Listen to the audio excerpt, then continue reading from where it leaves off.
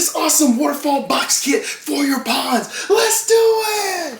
We got this awesome pond waterfall box here. It is awesome. Now listen to this. That is awesome, high quality 304 stainless steel to make sure that it is corrosion resistant and oxidation resistant. Since this is going to be around water and the elements, you want to make sure that it doesn't rust, which is very nice. And you get a lot of things out of the box as well.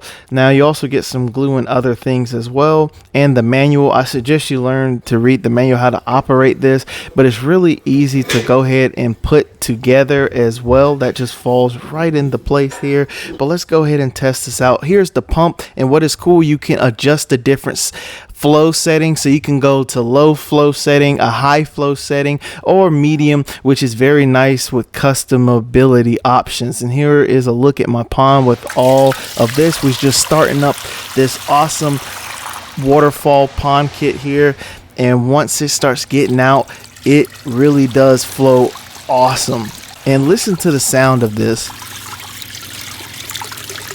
It really does sound really nice. I could listen to that sound all day. Really nice and elegant, and you can upgrade this with different things in this water box kit.